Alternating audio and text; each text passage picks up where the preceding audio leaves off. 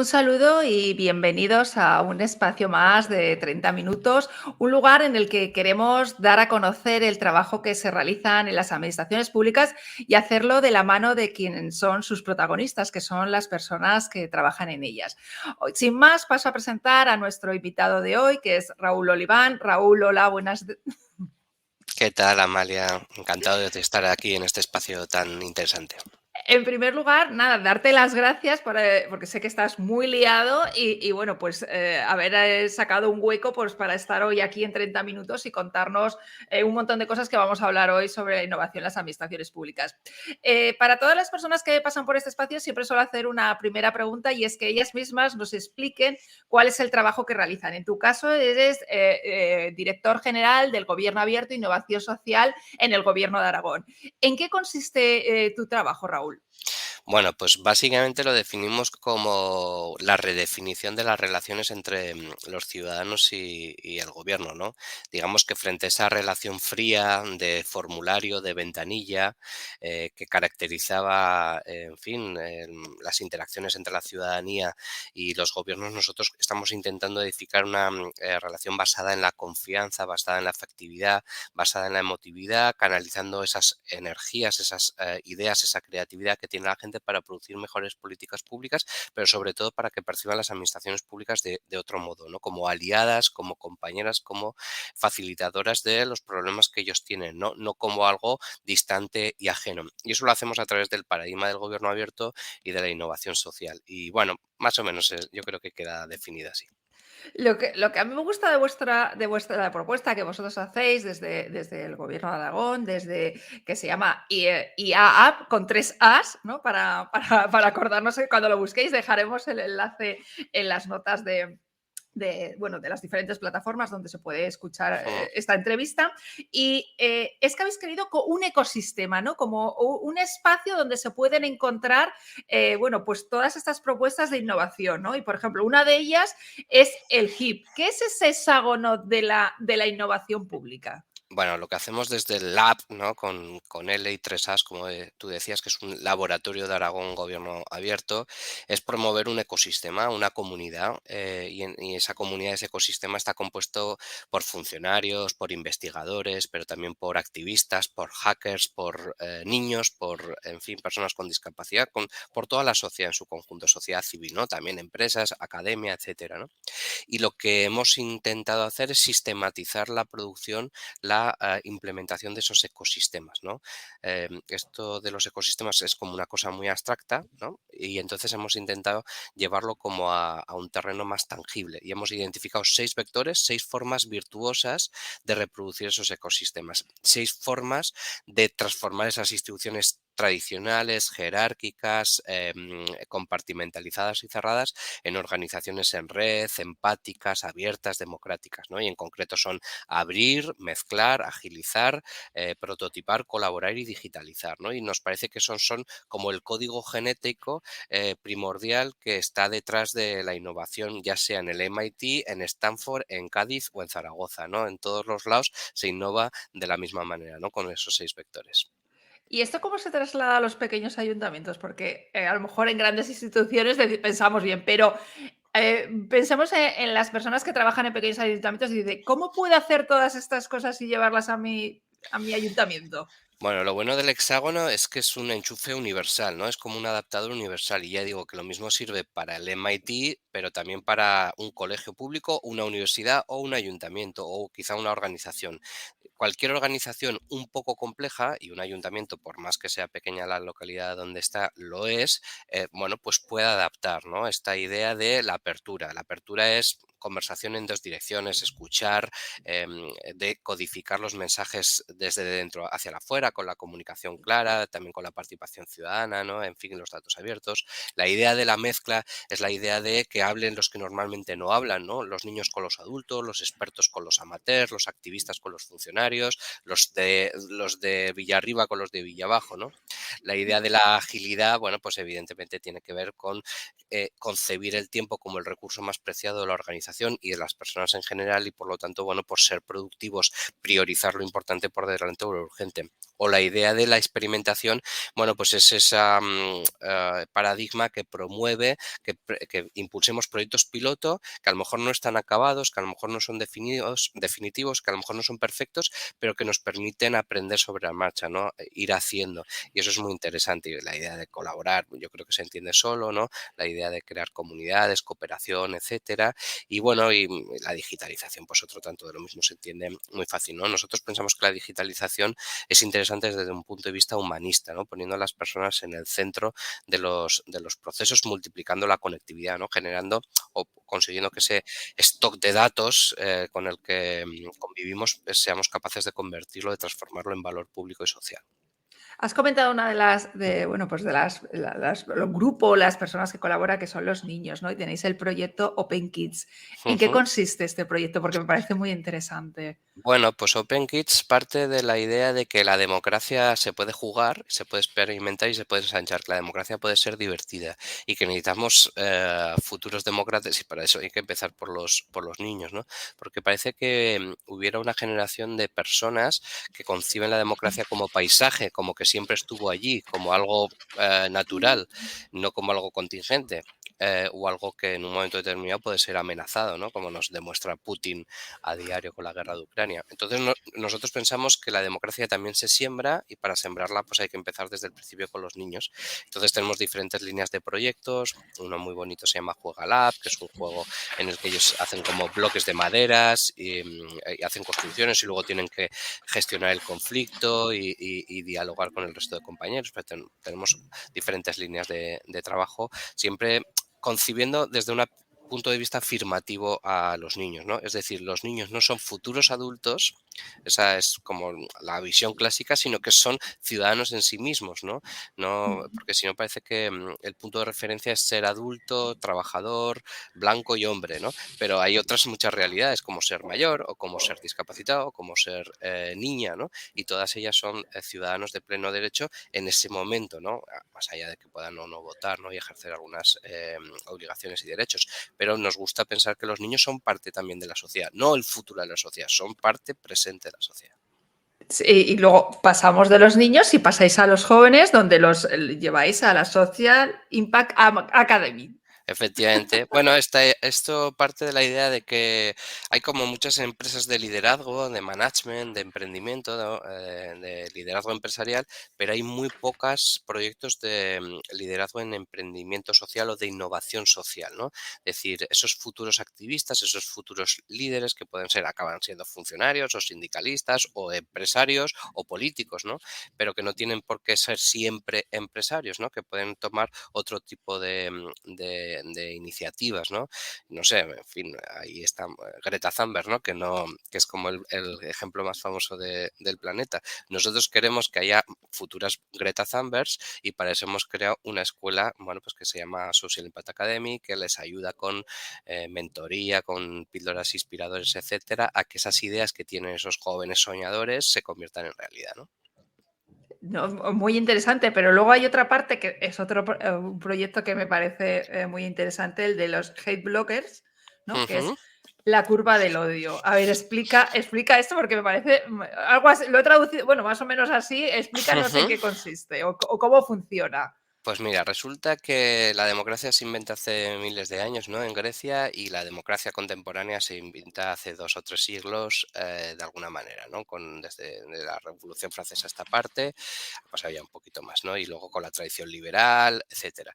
Pero ahora las constituciones, ¿no? Que deberían ser el Santa Santorum de la democracia de nuestros respectivos países o incluso los tratados constitutivos de la Unión Europea cuando hablamos de la dimensión de un continente o de una confederación como la Unión, ya no son los textos que más están influyendo en el debate público, la forma en la que interactuamos, sino que son algoritmos de empresas privadas que desconocemos. Resulta que el algoritmo del Twitter está influenciando más en el estado de ánimo, en morfología del debate público que algunos artículos de la Constitución. ¿Por qué? Porque ese algoritmo está basado en capturar valor. Ese valor para la empresa de Twitter, por ejemplo, es tiempo. La gente, Twitter ganan con nosotros cuanto más tiempo estamos, ¿no? Y entonces se dieron cuenta hace tiempo que los tweets más gamberros, los más cafres, los más morbosos, los más espectaculares o los más graciosos captan más la atención que los moderados, los razonables, los ponderados, en fin, esos comentarios más que representan a la mayoría. Y entonces privilegia que unos pocos tweets que suelen ser polarizados, que suelen ser más radicales, que suelen ser más estar en los opuestos, tienen mucha más presencia. ¿Qué es lo que ha ido consiguiendo eso? Que los políticos vayan haciendo cada vez más mensajes al servicio del algoritmo, ¿no? Porque como los políticos quieren tener influencia, quieren tener atención, pues bueno, pues son cada vez más radicales. Y eso hace que veamos en el Congreso de los Diputados discursos que parece que están hechos para Twitter, parece que están hechos para el algoritmo de Twitter.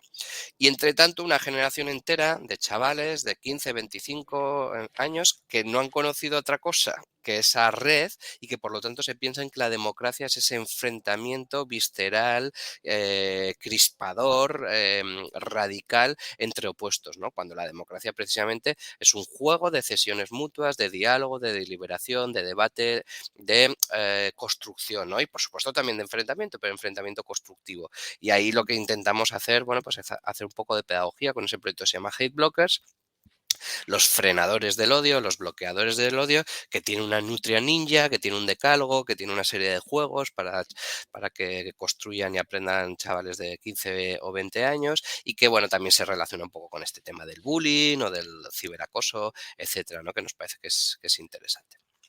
Y en todo este ecosistema, ¿quién es más complicado para buscar su implicación? ¿Por los jóvenes, los más pequeños, la gente más mayor, los funcionarios?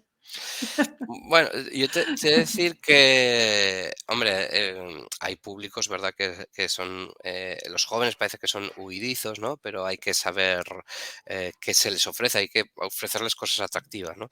Lo que no puede ser es que la participación ciudadana se vertebre desde esa perspectiva paternalista y top-down de yo abro aquí mi portal de datos o yo abro aquí mi portal de participación y espero que la gente entre, ¿no? Esto es como abrir un bar y pensar que ya porque sí, la gente va a empezar a entrar, ¿no? Pues no, el bar hay que hacerlo atractivo, tienes que, en fin, tienes que tener tapas buenas, bebidas buenas, tiene que haber música buena, tiene que haber un ambiente interesante, tiene que haber seguramente al principio gente, ¿no? Para que cuando la gente pase por delante no lo vea vacío, ¿no? Bueno, pues esto es un poco lo mismo, ¿no? A la gente hay que darle lo que le gusta, lo que le parece atractivo, donde se siente a gusto.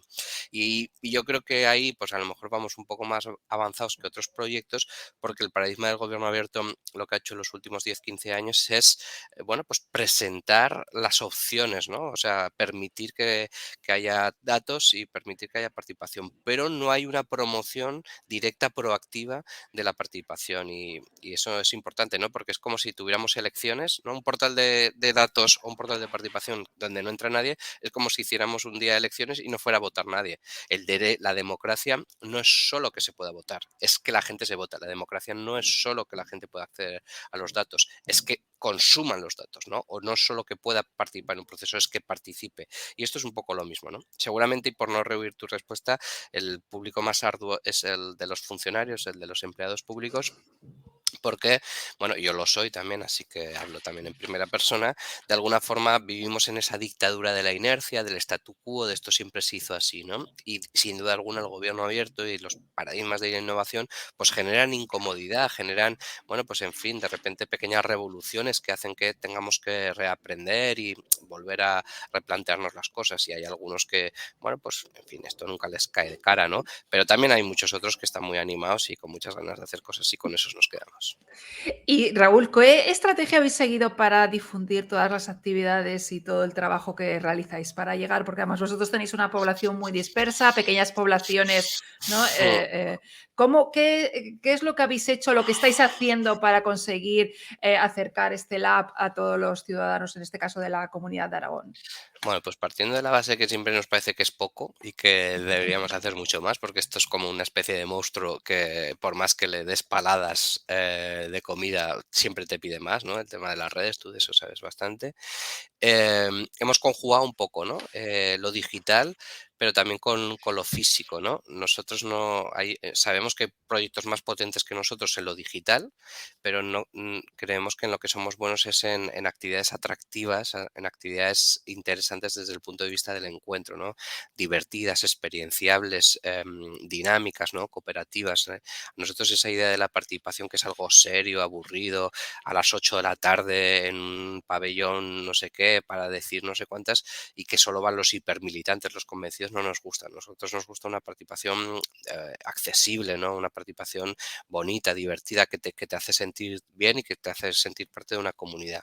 Y bueno, el blog, nuestra propia red social, las redes sociales, el Twitter, en fin, el Instagram, etcétera, pues evidentemente ayudan, ¿no? Pero no, ni tan siquiera pensemos, o sea, no quiero que tengamos la sensación de que predicamos ahí porque nosotros somos críticos con nosotros mismos y nos parece que deberíamos estar haciendo mucho más. No, pero es interesante, ¿no? Esa vertiente de seguir apostando por lo digital, pero no olvidarnos nunca de lo, ¿no? De lo físico, de lo Mm, presencial, ¿no? Quizá esta es la principal aprendizaje que hemos hecho después de la pandemia, ¿no? Porque además tú tuviste mucho que ver en toda esta creación de redes y la importancia que tenía durante la pandemia con un proyecto que fue Frena la Curva, ¿no? Que mm. empezó como algo muy pequeñito, cuéntanos ahora, pero que se extendió y bueno, pues llegó yo creo que más de 20 países. Sí, bueno, lo de frenar curva podía haber sido una cosa bonita de gestión del voluntariado y de la solidaridad en Aragón, pero como aplicamos precisamente los 6 vectores del hexágono, como abrimos, como mezclamos, como agilizamos, como prototipamos y digitalizamos, bueno, pues nos salió pues una red internacional que a las pocas horas ya había desbordado Aragón, a los pocos días había desbordado España, que generó, en fin, más de 2.000 personas implicadas, 300 organizaciones. Fue una mezcla muy bonita porque fue una mezcla de instituciones públicas, de empresas, de organizaciones del tercer sector, activistas, hackers, ¿no? Ahí todo el mundo de alguna forma se pudo meter. Recuerdo que hasta el día 15 o el día 20 no apareció el logotipo del gobierno de Aragón, o sea, sacamos nosotros ahí porque ni tan siquiera éramos no solo nosotros, es verdad que éramos el embrión y el motor principal, pero había muchas organizaciones, muchas personas pedaleando para que eso fuera posible, ¿no? Si hubiera sido una cosa desde, hola, buenos días, estamos aquí el gobierno de Aragón,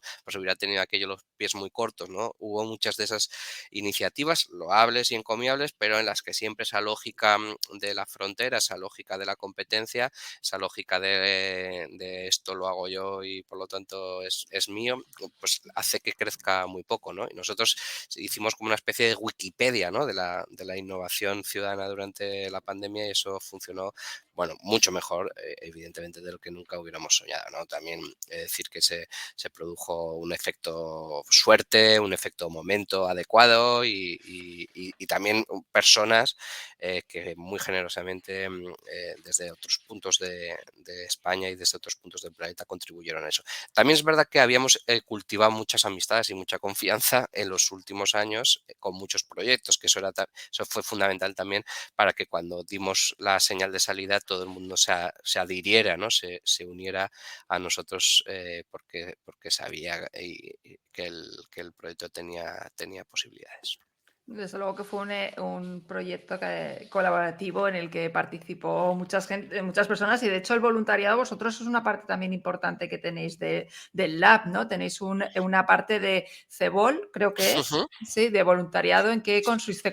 Y una cosa importante, también, ¿cómo puede la gente, porque esto supongo que bueno, pues está circunscrito a Aragón. ¿Cómo puede participar la gente de Aragón que nos esté escuchando, que lo esté todo lo que estás contando? Mira, bueno, pues respecto a la primera pregunta de Cebol, muy rápido. Cebol es como una especie de Tinder del voluntariado, ¿no? Tinder. Donde los voluntarios y las organizaciones pueden hacer match, ¿no? Y donde en este sentido ponemos en valor la actividad voluntaria porque lo que hace el Gobierno de Aragón es reconocer esas habilidades, esa experiencia y ese impacto en los objetivos de desarrollo sostenible que va a desarrollar el voluntario. De tal forma que a lo mejor un chaval que ha hecho 1000 horas con Cruz Roja, con los Scouts y con Cáritas, de repente las tiene ordenada en una hoja y puede presentarse a un proceso selectivo o a otra ONG o yo que sé, a un proceso académico diciendo, mira, yo es que además de licenciado en Derecho y máster en Igualdad de Género, tengo 250 horas de liderazgo, 125 de inteligencia emocional y 80 y tantas de dirección de equipos. Y además he impactado 375 en el ODS contra la pobreza y 800 horas en el de la educación, ¿no? Entonces, el voluntariado, que era una cosa intangible, que nosotros la hemos llevado a tangible, pues gracias a esta plataforma que se llama Cebón. Y respecto a la otra pregunta, que me alegra mucho que me la hagas, porque justo este viernes sacamos, y están en nuestro blog del Lab, una residencia. Hemos creado una residencia internacional. Internacional o nacional, porque pueden venir gente de Aragón, de España o de todo el mundo. Es en castellano, eso sí, son 5 días. Es una especie de training, taller laboratorio, en la que a lo largo de 5 mañanas, bueno, pues estas personas van a hacer una inmersión en el ecosistema y la cultura del lab y van a desarrollar proyectos por equipos. Van a hacer como una especie de prototipado rápido, de tal forma que van a pasar por la ideación, la síntesis y el prototipado y la presentación de una serie de proyectos. Y además por las tardes va a haber actividades culturales y visitas a algunos proyectos como el Instituto Tecnológico de Aragón o Servicios Digitales de Aragón, de tal manera que otros proyectos que son punteros también en nuestra comunidad los van a poder conocer. Y esto es para todo el mundo. Lo hacemos de forma gratuita, lo que es la formación, obviamente, y lo único que la gente pues se tiene que buscar un poco la vida para venir, el transporte y el alojamiento y eso se lo tienen que pagar ellos. Nosotros les podemos hacer una carta para que sus instituciones se lo puedan cubrir, ¿no? Pero está abierto, pueden ser o sea, puede ser empleados públicos, pero Em, también puede ser personas que están a lo mejor en empresas o, no sí, sé, por ejemplo, estudiantes que les interese ver cómo funciona este ecosistema social y de innovación. totalmente. Empleados públicos, policy makers, investigadores, estudiantes, activistas, en fin, cualquier perfil, hombre, interesado un poco en los ecosistemas de innovación en los temas que tratamos nosotros, que son gobierno abierto, que son diseño social, que son innovación pública, innovación abierta, innovación ciudadana, etcétera, pues pueden venirnos. La mezcla nos interesa. Es verdad que a lo mejor pues, en fin, ese perfil más de empleados públicos, policy makers, investigadores o estudiantes de administración pública, estudiantes de políticas o tal, pues van a encajar todavía mejor, ¿no? Pero también diseñadores de servicios, etcétera. Vemos que todo esto es gracias a este mega laboratorio. En alguna ocasión hemos, bueno, hablando con personas que trabajan en las administraciones públicas, parece que hay como una eclosión de laboratorios, ¿no? Por todos Ujú. los lados. ¿Crees que esto tiene sentido? ¿Están algunos redimensionados o nos hemos apuntado el carro como nos apuntamos al de la transparencia y otras cosas en la administración? ¿Y por qué son necesarios, por otro Mira, lado? decía Wittgenstein que las palabras significan siempre dos cosas. Una, lo que dice de ellas el diccionario, y otra, lo que somos capaces de hacer con esa palabra en la vida, ¿no? Entonces a mí me interesa esta segunda acepción. Si el laboratorio a alguien por ahí, alguna administración, algún ayuntamiento, universidad o lo que sea, les sirve para tomar impulso, para provocar, para desafiar el statu quo, para repensarse a sí mismo, bueno, pues bienvenida sea, ¿no? Esto el laboratorio es un concepto para todo el mundo que le sea de utilidad, ¿no? Sí que creo que tiene un poder evocador, performativo, en el sentido de que el laboratorio nos genera como una especie de cúpula de cristal que nos protege un poco del exterior y nos permite hacer ensayos, nos permite errar, nos permite fallar, romper las cosas. Y lo malo de normalmente los ecosistemas públicos es que todo es muy garantista, que todo está muy protegido, muy compartimentalizado, muy reglamentado, ¿no? Y como no se puede fallar, como no se puede equivocarse, pues la innovación es mucho más limitada, es mucho más lenta, ¿no? Entonces yo creo que ahí la metáfora, para entendernos del laboratorio, actúa sobre esa dinámica, ¿no? Permitiéndonos de alguna forma reivindicar el derecho al error, y eso es interesante. No obstante, nosotros tenemos ahora un proyecto con AECID que se llama ¿Cómo transformar tu equipo en un laboratorio? Porque nos parece que un laboratorio no es un qué, sino que es un cómo. Y estamos formando a 880 líderes de una veintena de países para transformar sus secciones, sus unidades, sus servicios, sus centros, sus institutos, sus escuelas, sus bibliotecas, sus, en fin, departamentos de universidad, sus ministerios o sus ayuntamientos en laboratorios, ¿no? A nosotros nos interesa más esta segunda idea, ¿no? De que todo proyecto en el fondo puede operar como laboratorio. Es decir, que no tienes que esperar a tener tu laboratorio y el cartelito de laboratorio y la etiqueta de laboratorio para innovar, sino que te puedes llevar el conjunto de metodologías y de prácticas que operan en un laboratorio a tu equipo y que casualmente son los 6 vectores, que son abrir, mezclar, agilizar, experimentar, colaborar y digitalizar, ¿no? El pasado 10 de marzo, el Lab cumplió 5 años, ¿no? Que Ujú. si no me equivoco. Raúl, ¿qué ha cambiado? ¿Qué habéis aprendido de todos estos 5 años, de cómo empezasteis y el lugar en el que estáis ahora? Hmm. Bueno, yo creo que lo principal ha sido reposicionar la función del lab, ¿no? El lab, antes del lab, la dirección general que yo tomo cuando llego aquí hace casi ya 6 años, ¿no? Se dedicaba a temas de transparencia y participación ciudadana y ya está. Y lo que hacemos al transformarlo en el lab es convertirlo en una especie de caballo de Troya de consultora interna, de cambio y de transformación cultural, de tal forma que ya no solo opera sobre las dimensiones limitadas del gobierno abierto de la transparencia, sino que inocula un ADN transformador al conjunto de la organización y se alía con sanidad, con educación, con vivienda, con servicios digitales o con quien sea para producir un cambio a gran escala, de tal forma que nuestro ámbito de intervención bueno, pues ya son los 58.000 empleados del Gobierno de Aragón. Y no solo eso, sino que a través de proyectos de cooperación con la Embajada de Estados Unidos, con la ECIT o con la FIAP o con otros organismos internacionales, nos desbordamos a nosotros mismos e intentamos llevar ese cambio, ese nuevo ADN al conjunto de las organizaciones públicas. También con el INAP, que tenemos un curso que se llama Fundamentos del Gobierno Abierto, ¿no? De tal forma que es ese acelerador de partículas que podía ser el lab y que podía tener un impacto interesante pero acotado en 200, 300 personas, pues ahora intenta irradiar todo ese cambio a gran escala, ¿no? Y contagiar y generar pequeños incendios, pequeñas microrevoluciones moleculares en el conjunto de la organización, no solo el Gobierno de Aragón, sino en otras, ¿no?